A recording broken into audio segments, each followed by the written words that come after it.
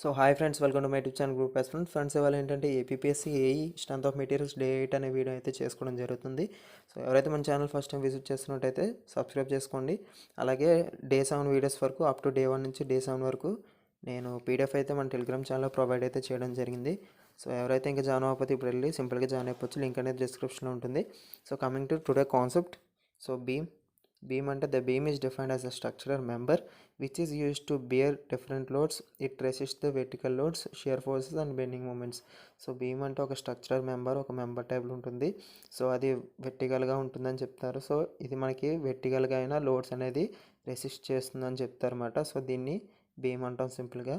So coming to types of beams, the different types of beams are cantilever beam, simply supported beam, overhanging beam, fixed beam, continuous beam. So coming to cantilever beam, the cantilever beam is a beam that is fixed from one end and free at other end.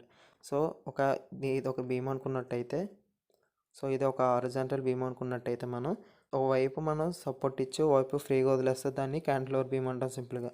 So in the figure you can easily see that one end that is A is fixed and the other end that is B is free. So this beam is called cantilever beam.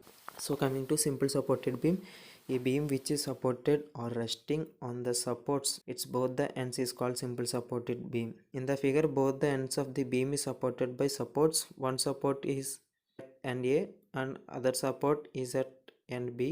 This beam is known as simply supported beam. Simple supported beam అంటే two ends అనేవి ఉంటాయి. Two ends దగ్గర మనం supports అనేవి ఇస్తే దాన్ని ఇప్పుడు చూసుకున్నట్టయితే సపోర్ట్స్ మనం సింపుల్ సపోర్టెడ్ అని చెప్తామాట. ఈ మధ్యలో డిస్టెన్స్ దీన్ని ఎల్ అంటామాట సింపుల్గా. అప్లై ది లోడ్ పి అంటామాట, P. Okay.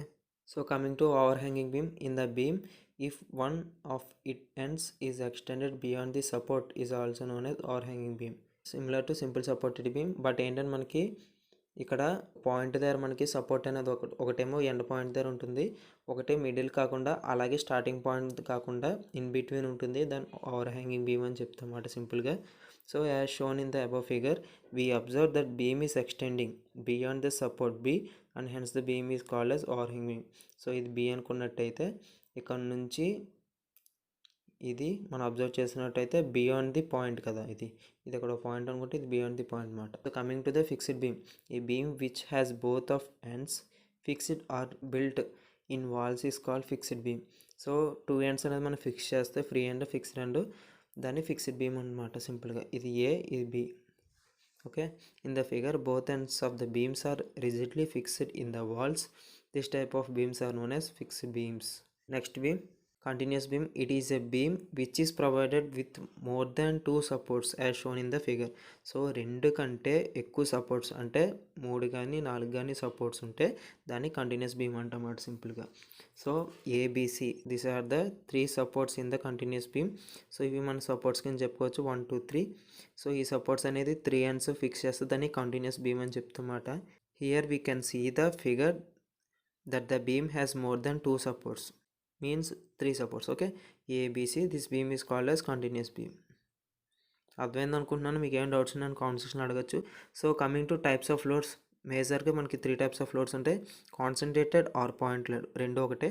Uniformly distributed load and uniformly varying load. So దాని ఏమ్ itself concentrated or point load అంటే యాక్ట్స్ అట్ ఏ పాయింట్. ఒక బీమ్ అనేది మనం ఎలా తీసుకున్నట్టయితే ఆ బీమ్ దగ్గర ఒక పాయింట్ దగ్గర, సపోజ్ ఈ పాయింట్ ఏ అనుకుంటే ఆ పాయింట్ దగ్గర అనేది లోడ్ అంటే పి యాక్ట్ అవుతే దాన్ని కాన్సన్ట్రేటెడ్ ఆర్ పాయింట్ లోడ్ అని చెప్తామన్నమాట. సో నెక్స్ట్ వచ్చి uniformly distributed load, load spread along the length of the beam. So ఇది ఒక బీమ్ నేనైతే తీసుకుంటున్నాను. ఆ బీమ్కి ఏంటంటే దీనికి లోడ్ అనేది ఎలా యాక్ట్ చేస్తున్నాను అలాంగ్ ది బీమ్. సో ఇక్కడ నేను పాయింట్ ఏ అనుకున్నాను, సో ఇది పాయింట్ బి అనుకున్నాను. ఇదంతా లోడ్ మాట.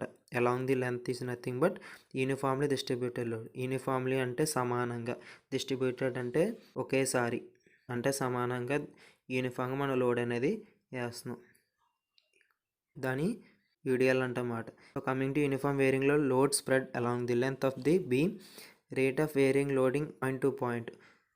సో ఇక్కడ కూడా ఏంటంటే నేను ఒక బీమ్ అనేది తీసుకున్నాను. సపోజ్ నేను ఈ పాయింట్ బి, ఈ పాయింట్ ఏ, అలాగే ఈ పాయింట్ సి అనుకున్నాను. సో ఈ పాయింట్ దగ్గర లోడ్ అనేది 10 న్యూటన్స్ పడింది, ఈ పాయింట్ దగ్గర 15 న్యూటన్స్ పడింది. ఓకే, ఈ పాయింట్ దగ్గర 5 న్యూటన్స్ పడింది. సో మనకి ఇక్కడ లోడ్ అనేది వేరీ అవుతుంది. లోడ్ అనేది వేరీ అయినప్పుడు దాన్ని వేరింగ్ లోడ్ అంటామాట సింపుల్గా. యూనిఫామ్లో వేరింగ్ లోడ్ అని చెప్తామాట.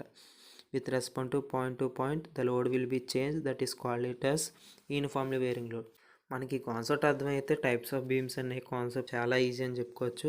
ఈ వీడియో నచ్చినట్లయితే లైక్ చేయండి, అలాగే మీ ఫ్రెండ్స్ షేర్ చేయండి ఏ ప్రిపేర్ అభ్యర్థులకి. మరిన్ని అప్డేట్స్ కోసం మన ఛానల్ అనేది ఫాలో అవుతారని నేను ఆశిస్తున్నాను. మీరు టెలిగ్రామ్ ఛానల్లో మాత్రం జాయిన్ అవ్వడం మర్చిపోకండి. ఈ వీడియో చూసిన వెంటనే మనకి పీడిఎఫ్ అనేది అక్కడ ఉంటుంది. మీరు సింపుల్గా డౌన్లోడ్ చేసుకుని మీ యొక్క ఏఈ ప్రిపరేషన్ అనేది ఇంకా కొనసాగించవచ్చు. So hope you like this video. Please like, share and subscribe my channel, and thank you.